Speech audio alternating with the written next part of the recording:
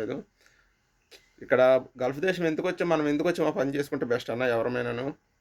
ఇక్కడికొచ్చిన తర్వాత ఏదో పార్టీలు, ఏదో రాజకీయాలు, ఏదో సినిమా హీరోల కోసం ఇవన్నీ చేయటం అనవసరం నాకు తెలిసైతే. మీరు నాకంటే ఎక్కువ తెలుసు. కాదు చెప్తున్నాను. ఎందుకంటే రోజుకొక రూల్ ఉంది ఇక్కడ. రోజుకొక చట్టం. ఆ చట్టాలు బయట వాళ్ళకి ఇక్కడున్న వాళ్ళకి వర్తిస్తాయో తెలీదు. మనకైతే ఫుల్‌గా వర్తిస్తాయి. గవర్నమెంట్ పదే పదే చెప్తుంది. అక్కడికి మన తెలుగు న్యూసోళ్ళు కూడా ప్రతిసారి ప్రతి టైంలో చెప్తూనే ఉన్నారు.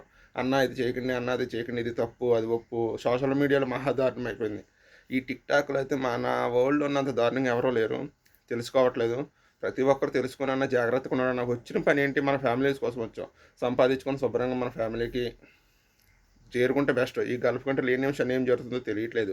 ప్రతి ఒక్కరు జాగ్రత్తగా ఉండండన్నా. సోషల్ మీడియాలో ఏదైనా వీడియో పెట్టేటప్పుడు కూడా జాగ్రత్త అన్న.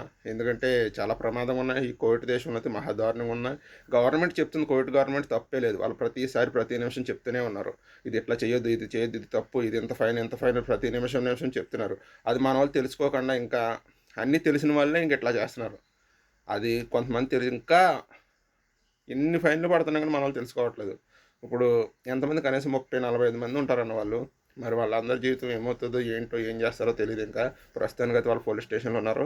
ఆ వీడియో కూడా పెడదాం అనుకున్నాను. సోషల్ మీడియాలో ట్రెండ్ అవుతుంది అది. కాకపోతే ఇక్కడున్న గవర్నమెంట్ ప్రకారం పెట్టకూడదు. ఇప్పుడు ఆళ్ళకంటే ముందు నన్ను బొక్కలేస్తారు. సరేనా ఫ్రెండ్స్, అందరూ కొంచెం జాగ్రత్తగా ఉండి మన ఫ్యామిలీస్ కోసం ఆలోచించండి అన్న.